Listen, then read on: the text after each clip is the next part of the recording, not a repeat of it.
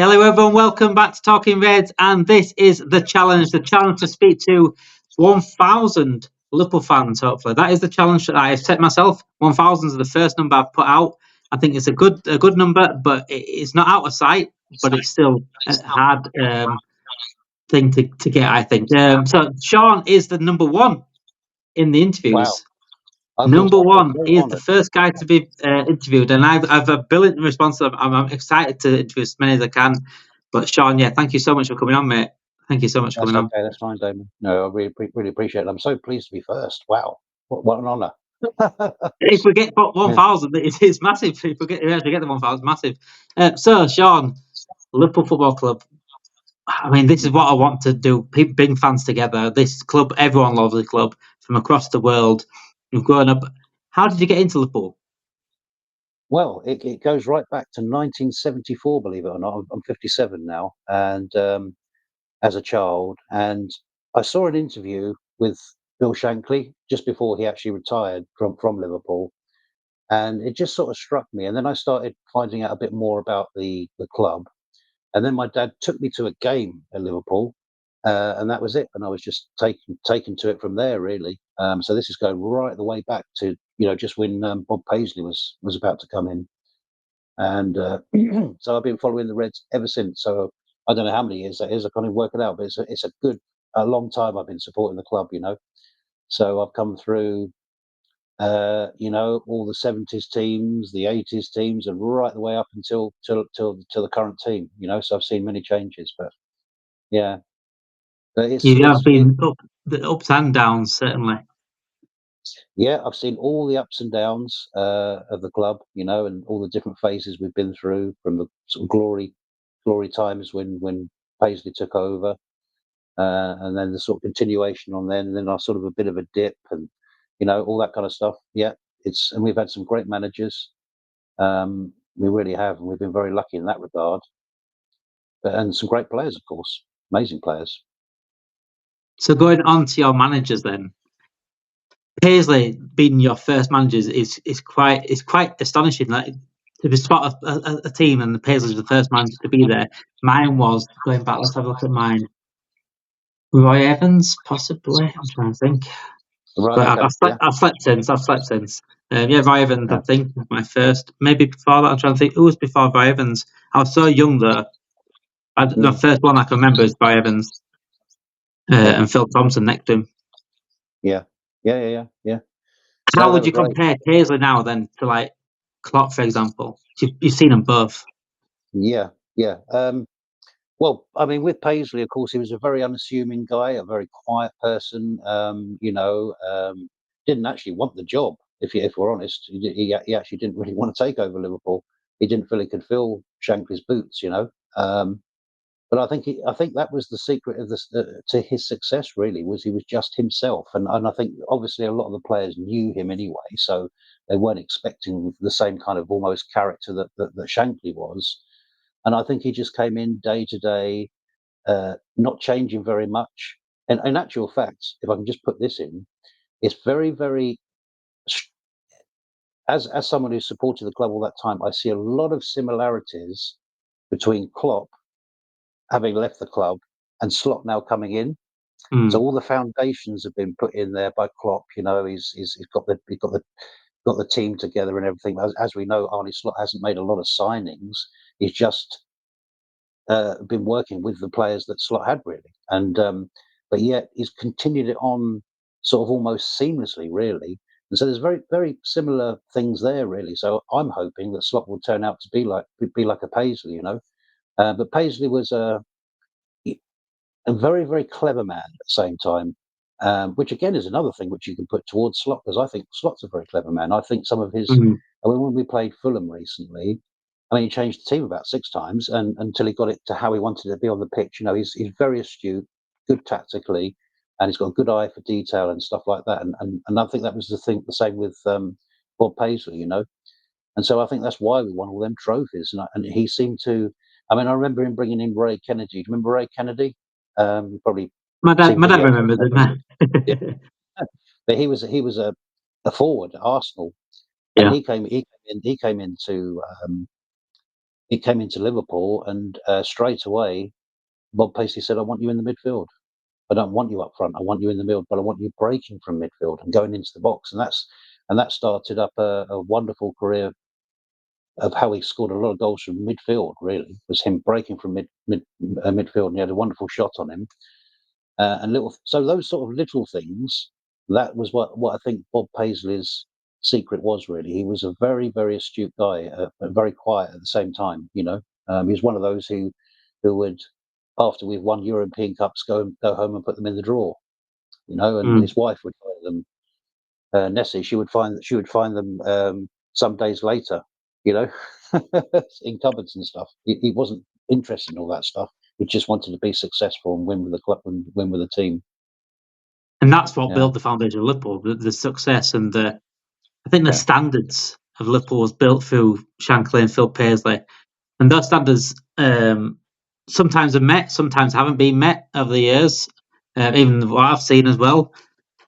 But I like to speak to my dad sometimes about what it was like during the 70s, 80s, and watching these Paisley and Shankly teams compared to now, because when I see the Klopp team, like your Van Dijks, your Trents, your Alissons, these for me are in the best team of all time. But when I'm talking to my dad, they'll talk about people like also Dalglish, Keegan, Graham Souness, players like that would always have a chance of getting in as well. But I can't personally put them into my teams. I think I always put Dalglish high. I think I probably, if I were to do with a top 5 Liverpool players of all time, I think it'd be my third one. Who's your favourite? If you had to pick a 3, would any of the new ones get in? Well,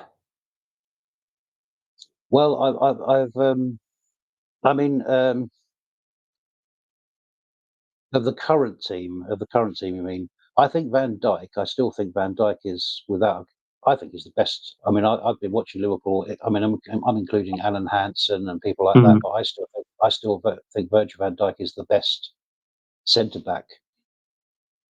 I mean, I just don't know. There was a season, you'll remember this, a few seasons ago, when no one actually went past him. Yeah, whole season. There was a statistic where no one actually went past him. Imagine that for a whole season in it's a modern ridiculous. Premiership where it's played at a million miles and much faster than it was back in the day, and no one actually went past him. So he would definitely be one on that regard. Obviously, Steven Gerrard was he would definitely be in there as well. Just an incredible player, absolutely amazing player. I know he's not in the current team, but I've seen him myself. Yeah, he's my dad's favourite, Steven Gerrard as well, and he's watched them all. Yeah. I think you mentioned something earlier about the standards of the club and that, and I've just recently started a new channel, and my focus on that channel is for us I want to try and help fans to get back to what the original makeup of the club was. And you have to go back to Shankly because he's the one who built the foundations of the club. And he was the kind of manager that wouldn't accept second for anything. And he was the kind of manager also that demanded such a high standard in that regard. I mean, I remember him talking about Emlyn Hughes. Remember Emlyn Hughes all them years ago? And Emlyn Hughes was a fantastic player. What was the most gifted player who would give you 100% every game? And he said he went to see him at this particular match, and it was a dead rubber match where there was nothing at stake, nothing particularly important about the game or anything like that. And he said the performance he put in was as if it was a cup final. And he said, I want him. And he had to go back 2 or 3 times, and he paid quite a record fee at the time for Blackpool. He was at Blackpool, Emlyn Hughes, and he brought him into Liverpool that way. But his mentality was always to, where there's nothing to actually gain from winning a particular game. He still wanted that same performance. I remember there was a season when I think it was 70. I can't quite remember the year, but it was the year when Liverpool won the league, but they won it with 3 games to go.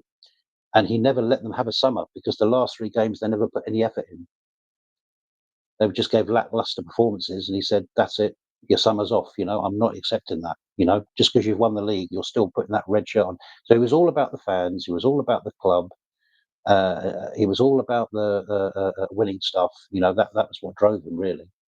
And they were the best team in the world as far as he was concerned. And of course, and as we know, we come on to be up there with the best. And and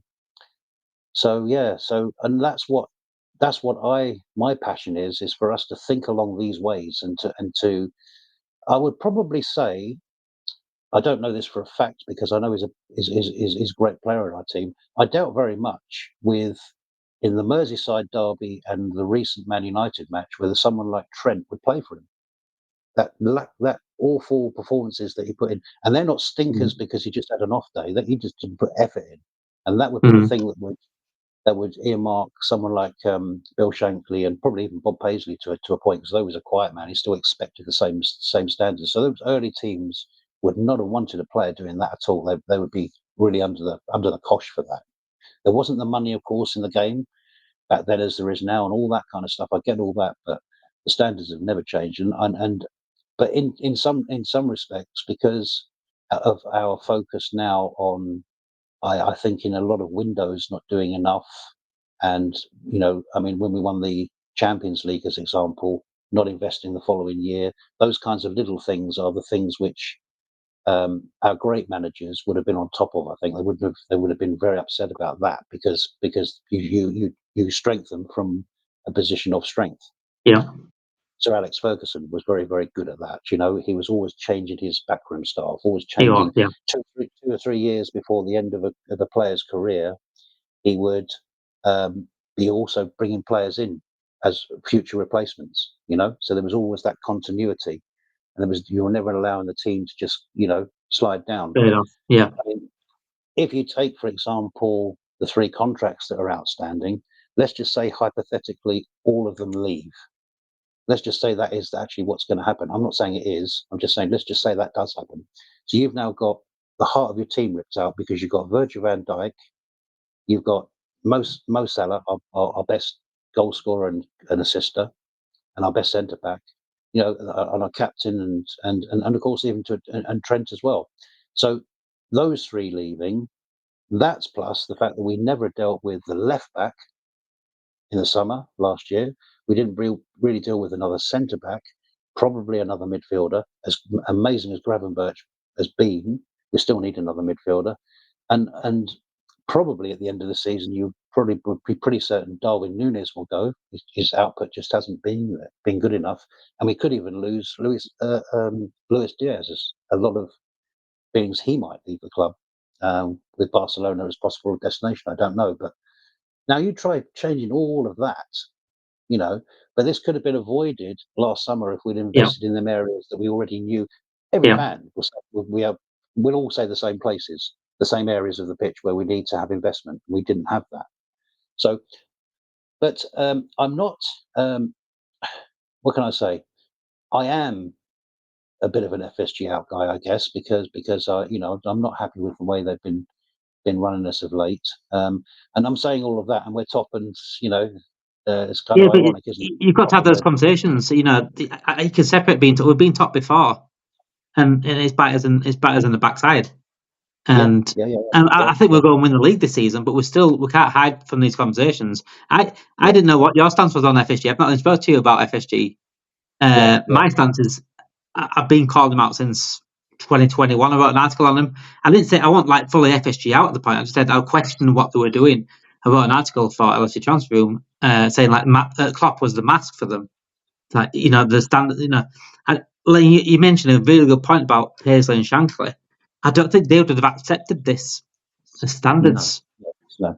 And it pains me that fans do. Yeah, if you're going to come at it from what the values of the club are, what the foundations it was built on, I don't think you can really accept an FSG type of model, because they really look at it as a sustainable thing rather than if we come fourth, it doesn't mean anything more to them than if we come first in that regard. You know what I mean? To the fans, it's everything, but to them, it doesn't really matter as long as they're in that top 4 and they're bringing that revenue in. That's their main objective, really. If we drop out of the top four, see how they invest then. All the midfielders we could brought in that year and all the rest of it. But, so there's a difference there. So I come at it from the foundations of the club. That's how I view Liverpool, because that's what it was built on, and that's the only way I think you can. And people will say to me, I mean, a lot of people do say to me, "Oh, but that was years ago. Shankly's long gone now. The club's changed now. Football's changed now." And yes, it has and all that. But you never ever lose your identity, and you never ever lose. This Anfield sign is still up there, which Shankly had put up there. Which everybody touches. He was the one who put that there because he wanted to remind people where they were coming to, where they were stepping out onto. That was his whole point with that. And so, from all that perspective, it is a case of that's where I think the foundations are. Even if you take the things of obviously the financial mess we were in when they took over. Had they not taken over, someone else would have done. There was no way that Liverpool was going to disappear into oblivion. So we can't even use that one to say, "Oh, well, they rescued us." I've heard that one before. They saved us in our time of need or whatever. But there was a queue, and there would have been others that would have taken us over had they not. So I do admire, I do love the stuff around the training ground stuff and all of that. I mean, I think they've taken out loans really to do the stands. We've got to pay them back. Yeah. So I don't think it's come out of their own pocket or anything, but yeah. So some of those things around there have been pretty good. But like I say, the on-field stuff, and I mean, I say all this, and we've been challenging for leagues over the years just by missing by 1 or 2 points at times, and we have been competing. So there is that to think of, but you just feel like we could do that if we just done that a little bit more. Sometimes we might have won more than we have. I've seriously we could have done. And under Klopp as well, there were 2 seasons where we had to throw away because of just lack of investment. We got rid of Dejan Lovren, didn't replace him in the summer. Yes, we waited for Konate, but it doesn't mean that we couldn't go and go into a season with 3 centre backs, two of them injury prone, and then complain about injuries when they happened. It made no sense to me whatsoever. And like you said, if they just backed a little bit, just a little bit, we're not asking for like 600 million, 700 million. We're not wanting that. We're not wanting Chelsea level money. Just fill those issues or address those issues that are there. And we didn't do it again in the summer. Luckily, slots come in, and I think we're lucky that City's fallen off massively. I think that's helped massively, and that it is Arsenal that are chasing us. Because it could be a different story this season if City was still on it. Could be a massive different story. Yeah. I think we're 2 points ahead at the same point as last year. I think there we are. So we're quite kind of got more even than you think we are on points. But the thing that I'm so impressed with though is actually the manager. And the way he's developing the players, he has to have a lot of credit this year. I mean, to come in from, with the greatest respect to the Dutch league, I mean, it is a 5 or 6 tier lower league than ours, definitely. So when you can think of the Spanish is above that, Italian is above that, etc., French even probably. So with the greatest respect, I don't mean that as a disrespect to the Dutch league, but they've had some great teams in the past, of course. But he'd done a superb job there. But to come into Liverpool, just to walk in and see all those European Cups lined up and, just the whole atmosphere of the place and the training facilities and everything. I do remember him being quite awestruck by the training facilities, for example, when he was walking around there for the first time. But he's just a lovely guy. He's got a nice character about him. He's very, very good in press conferences. He says all the right things. And he's obviously doing the right things as a manager. He doesn't like losing. I've noticed that about him. He hates to lose. So, and that's a great thing to have because our great managers in the past didn't want, well, even Klopp, but they don't want that either. So, but you look at someone like Gravenberch as an example, putting him in that 6 role. Even though he'd played 6 before, he was probably more of an advanced 8 in the other clubs he's been at. And that's even where Klopp was really utilising him. But he just come in and said to him, "Look, you're playing 6. You probably had some kind of discussion with him like that. And he's been absolutely amazing. The other day when we played, who did we recently play? We played. What was our last game? Ipswich. Sorry, Ipswich the weekend. Ipswich. That's it. Yeah, I've got a terrible memory, getting older. But when we played Ipswich, he I saw Gravenberch with about 3 players around him. I don't know if you remember that time when he done it. He just turned. All three shut down. Yeah. He turned out of it. Yeah, just turns out of it and off he goes. It's just an absolute, And then you got McAllister next to him. He's been brilliant. Gakpo has come on a lot. Has come on amazing. So all these players are improving under him, and that's a sign of a really great coach. And of course, he wants to be known as a coach, not a manager. But essentially, he is still a manager at the end of the day, whatever name you put on it. Because I really hope whatever signings we do make and bring in, that he is at the centre of the centre of those. And the reason being is because he will not play players he doesn't think are not his choices. And we've seen that a little bit already with someone like, for instance, Endo, with Harvey Elliott. Harvey Elliott's been a bit unlucky with injuries, but he did come back from his injury. He came back from his injury in November. We didn't really see much of him after that. So he's still. I think he gets a bit worried about the press resistance of Harvey. He's great on the ball and not so great off of it, and tracking back and stuff like that, and those kind of areas of it. And but anyway, I still think he's a great player. But so he's been absolutely superb. I mean, he's just been absolutely amazing. You couldn't ask for a better half a year to what we've had up to now.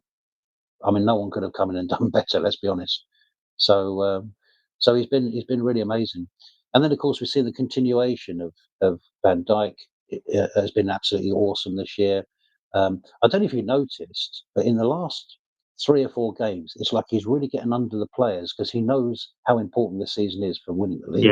For winning the league, and he knows. I think that we can do it. I've seen just vocalising a lot more along that back line, sorting people out, getting quite disappointed if they make mistakes and getting on to them and things like that. And that's good to see. He's the captain, so he leads by example. But he's been brilliant. Konate, when fit, I mean, he's just been. I know he's had his injury problems and stuff like that, but he's been absolutely immense. I think this season he really has. He's been brilliant. And on Saturday we saw him bring the ball out forward for the first time and make a nice long pass. That's it, didn't he? He said he wants to be seen better on the ball. Yeah. We need to see Joe Matic run, don't we? That's what we need to see. Yeah. Szoboszlai started the season fairly poorly, I'd say, a little bit like he did at the back end of last season, but he's grown and grown and grown, and the last 3 or 4 games has been absolutely immense as well. So they're getting a taste for it, and I really do think, as you say, I think we can do it. It's going to be hard. We've got a lot of tough games coming up.